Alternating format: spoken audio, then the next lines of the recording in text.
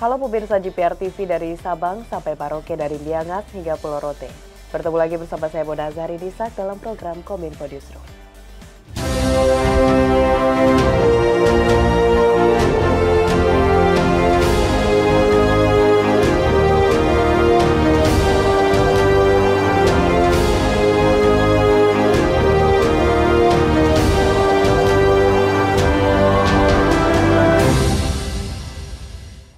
Pemirsa, kita ke informasi pertama. Kementerian Koperasi dan UKM menginisiasi terbangunnya sistem layanan bantuan dan pendampingan hukum secara online.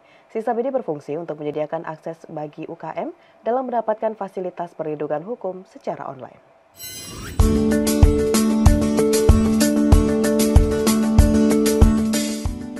Dalam Seminar Nasional Optimalisasi Bantuan Hukum bagi UMKM di kanal YouTube Kemenkop UKM, Menteri Koperasi dan Usaha Kecil dan Menengah, Teten Masduki mengatakan, implementasi digitalisasi layanan untuk bantuan dan perlindungan hukum usaha mikro kecil perlu untuk dipercepat agar mempermudah akses bantuan hukum bagi para pelaku usaha mikro dan kecil.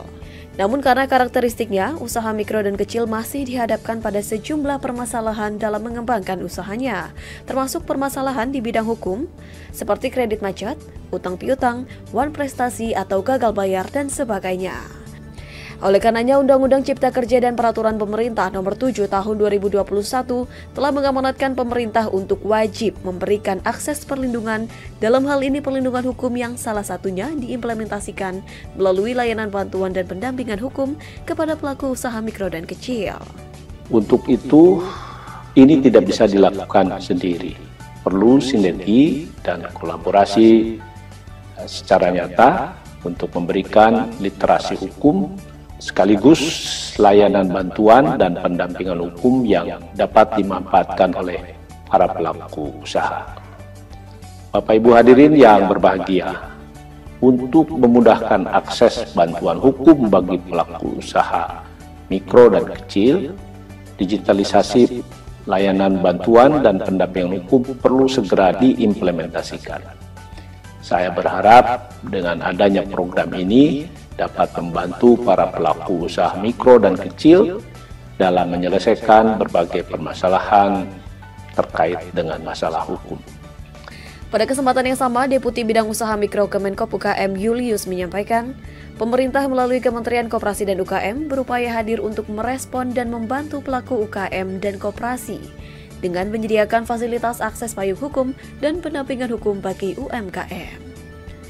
Sejak tahun 2001, Kementerian Koperasi menyediakan fasilitas akses payung hukum dan pendampingan hukum bagi UMK. Kegiatan sebenarnya ini merupakan salah satu upaya peningkatan pelayanan di bidang perlindungan bagi UMK. Tema yang diangkat adalah optimalisasi layanan bantuan dan pendampingan hukum bagi UMK. Tujuannya adalah untuk menyebarluaskan program layanan hukum, pendampingan hukum khusus UMK, mendapatkan masukan dan rekomendasi terkait layanan hukum. 3. Meningkatkan sinergi peran dengan berbagai pihak untuk layanan hukum ini. Presiden menargetkan proyek percontohan komoditas rumput laut di sejumlah wilayah di Indonesia. Menteri Kelautan dan Perikanan Republik Indonesia, Sakti Wahyu Trenggono menyebut banyak produk turunan yang dikembangkan dari rumput laut, seperti pupuk, pakan, farmasi, hingga biofuel. Pemerintah Indonesia terus berkomitmen mendorong hilirisasi industri sumber daya alam agar Indonesia bergerak menjadi negara maju. Hal tersebut ditegaskan kembali Presiden Joko Widodo dalam rapat terbatas di Istana Presiden Jakarta yang mendorong pelaksanaan hilirisasi rumput laut. Presiden menargetkan untuk membuat proyek percontohan komoditas rumput laut di sejumlah wilayah di Indonesia, yakni Buleleng, Wakatobi, Maluku Tenggara, Rotendao, dan NTB. Di kesempatan lain, Menteri KKP menyebutkan banyak produk turunan yang dapat dikembangkan dari rumput laut, seperti pupuk, pakan, farmasi, hingga biofuel. Menteri Kelautan dan Perikanan Republik Indonesia, Sakti Wahyu Trenggono menyebutkan saat ini Indonesia memiliki 12 juta hektar lahan potensial penghasil rumput laut yang tersebar di 10 wilayah di Indonesia. Namun, baru termanfaatkan sebanyak 0,8% dengan produksi 9 juta ton pada tahun 2021 lalu. Data dari Kementerian Kelautan dan Perikanan, ekspor rumput laut asal Indonesia mencapai 225.000 ton atau 30% dari total volume ekspor rumput laut dunia. Jumlah ekspor tersebut menempatkan Indonesia sebagai pengekspor rumput laut terbesar di dunia. Kita tadi ditargetkan oleh Bapak Presiden untuk dibuat satu modeling di beberapa wilayah, ada 5 lokasi, diantaranya adalah Buleleng, kemudian Wakatobi, Maluku Tenggara, kemudian di Rotendao di NTT, dan juga di NTB. Potensi wilayah kita ada 10 lokasi yang jumlahnya kurang lebih sekitar 12 juta hektar. 12 juta hektar sangat besar ya, sangat besar. Sekarang ini baru 0,8%, produksinya kira-kira sekitar 9 juta.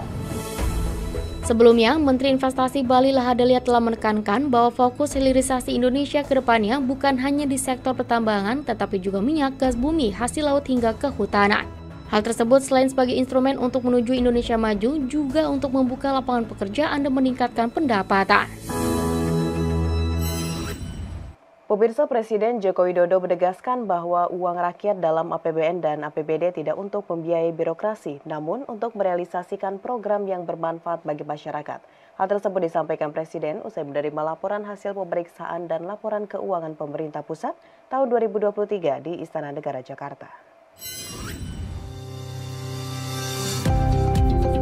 Presiden Joko Widodo menegaskan bahwa uang rakyat yang ada dalam APBN dan APBD bukanlah untuk membiayai pembangunan birokrasi, melainkan untuk kembali ke rakyat dan dirasakan manfaatnya oleh rakyat.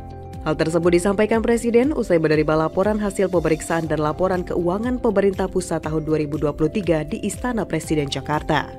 Oleh karena itu, Presiden meminta kementerian lembaga dan pemerintah daerah untuk meningkatkan kualitas belanja, bukan hanya memberatkan untuk anggaran program yang tidak efisien dan efektif. Sebelumnya, Presiden telah menerima laporan bahwa APBD lebih banyak digunakan untuk perjalanan dinas dan beberapa hal yang bersifat tidak urgent. Tertib administrasi itu penting, tapi yang lebih penting adalah kebermanfaatannya untuk rakyat. Agar APBN dan APBD dapat dimaksimalkan, maka Presiden meminta kepada jajarannya dalam penggunaan anggaran lebih fokus pada program unggulan. Pengawalan akuntabilitas dan kualitas belanja keuangan negara juga menjadi hal penting yang digencarkan untuk meningkatkan kesejahteraan masyarakat dan memperkokoh stabilitas dan pertumbuhan ekonomi menuju Indonesia maju. Setiap rupiah uang rakyat betul-betul harus kembali ke rakyat untuk membiayai yang dirasakan rakyat dan bukanlah untuk membiayai proses. Ini yang hati-hati yang sudah saya sampaikan beberapa waktu yang lalu. Sekali lagi, bukan untuk membiayai proses, bukan untuk membiayai birokrasi. Pemirsa, setelah jeda kami akan kembali dengan informasi lainnya. Tetaplah bersama Kominfo Newsroom.